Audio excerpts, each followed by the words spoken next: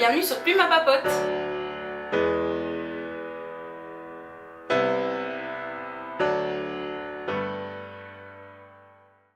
Je vous retrouve aujourd'hui pour un projet qui me tient particulièrement à cœur et ce projet c'est le Femini Books.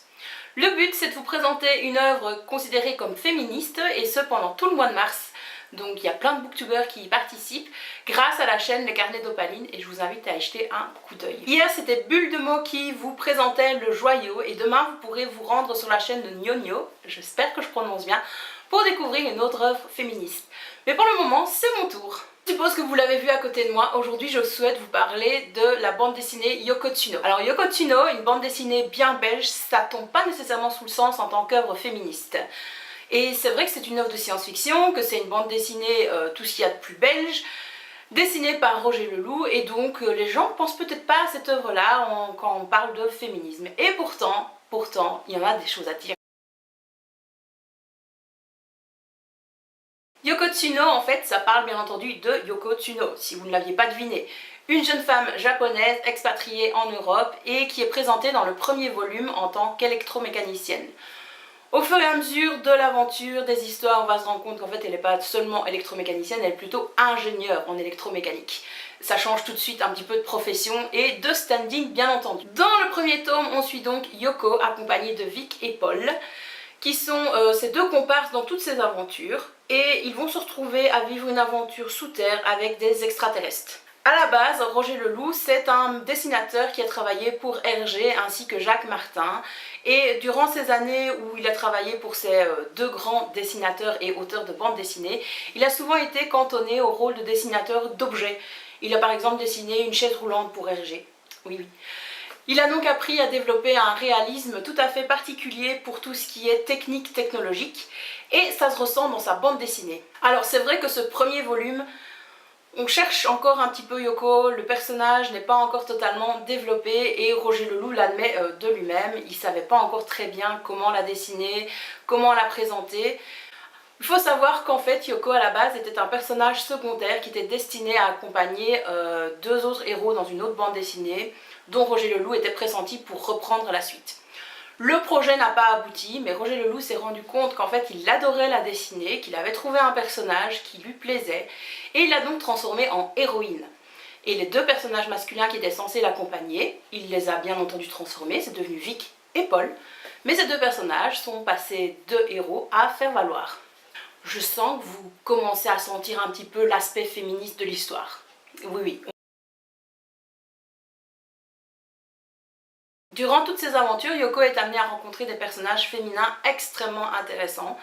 Et grâce à ces rencontres, on va se rendre compte qu'elle-même a des forces et des faiblesses qui sont absolument géniales, qui sont absolument travaillées. Roger Leloup, ici, il nous offre un personnage féminin recherché, fouillé, travaillé, complexe. C'est pas une simple héroïne badass qui sait s'en sortir toute seule et qui n'attend pas son prince charmant. Donc c'est pas une héroïne traditionnelle dans le sens où elle n'attend pas que son prince charmant vienne la sortir d'un mauvais pas. Non, Yoko, elle sait régler ses problèmes, elle est très frondeuse, elle est franc-battant, elle n'a peur de rien et elle y va.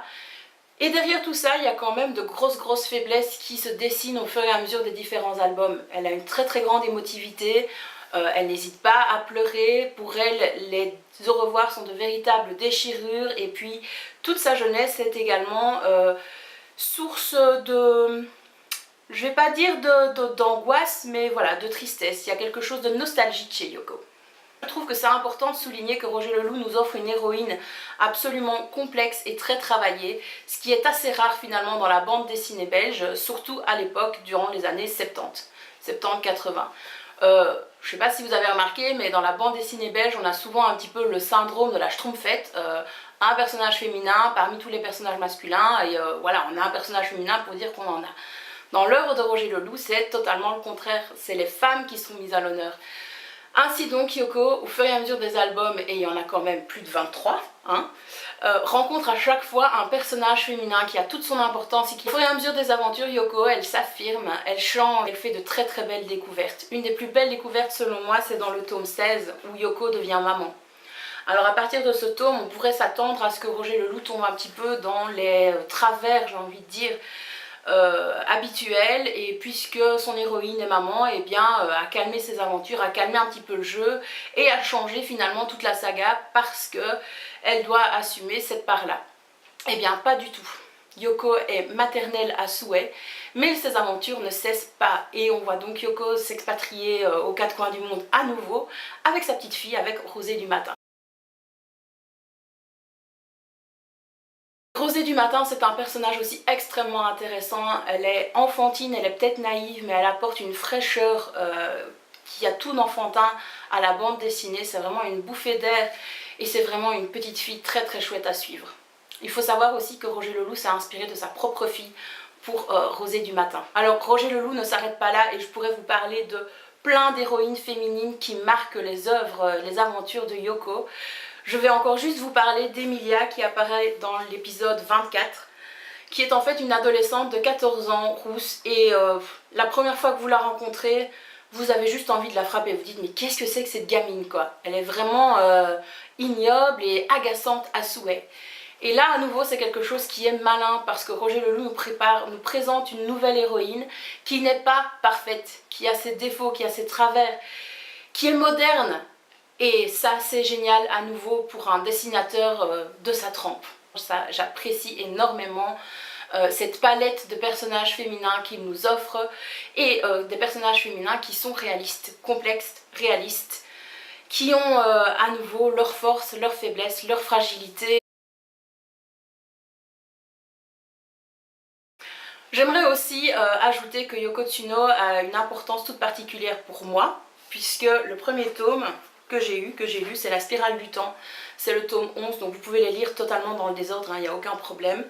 Et celui-ci tient un petit peu une place particulière dans mon cœur parce que c'est mes grands-parents qui me l'ont offert. J'ai eu grâce à mes grands-parents un modèle féministe pendant toute mon enfance, puisqu'ils me l'ont offert quand j'avais 7 ans. Puisque j'ai eu droit à cette héroïne qui est intelligente, qui est forte, physiquement mais aussi mentalement, qui prend les rênes et qui adore la science, qui est calée, qui est très très intelligente et voilà. Alors moi j'aime pas les sciences et j'ai pas fait carrière dans les sciences, mais dès petite fille j'ai su que c'était une possibilité pour moi et ça je pense que la représentation et montrer des héroïnes qui ne sont pas tout à fait conventionnelles ou qui font des choses un petit peu différentes, un petit peu hors de l'ordinaire, c'est quelque chose d'essentiel et qui est féministe selon moi. En fait Yoko Tsuno c'est une œuvre féministe dans le sens où je trouve que tout est bien. On a des images de femmes complexes, à nouveau j'ai souvent utilisé le mot complexe, mais on a des images de femmes moderne, affirmée. Cette représentation dans la bande dessinée belge, elle a vraiment toute son importance, je trouve. C'est dommage qu'il y ait finalement que cette bande dessinée à laquelle on pense quand on pense à bande dessinée belge féministe qui ne soit pas, qui ne souffre pas du syndrome de la Schtroumpfette. D'ailleurs, c'est une des bandes dessinées que Pénélope Bagieux cite en exemple. En fait, Yoko Tsuno nous montre une image de femme accomplie, complexe, forte, qui allie à la fois sa vie privée et sa vie professionnelle, je vais dire en tout cas ses aventures extraordinaires. Et ça a vraiment à nouveau toute son importance pour les jeunes filles, pour les jeunes garçons, pour les hommes, pour les femmes. Je n'ai qu'un conseil à vous donner, c'est de foncer et d'aller découvrir l'œuvre de Roger Le Loup. Sachez qu'il y aura un nouvel album qui paraîtra, qui devrait paraître cette année et j'en peux plus d'attendre. Je suis vraiment contente de découvrir à nouveau les aventures de Yoko Tsuno et peut-être un nouveau personnage féminin. Je vous rappelle, demain il y aura une nouvelle vidéo par rapport au projet Femini Books, donc n'hésitez pas à aller sur la chaîne de Nonio. Merci d'avoir regardé la vidéo jusqu'au bout.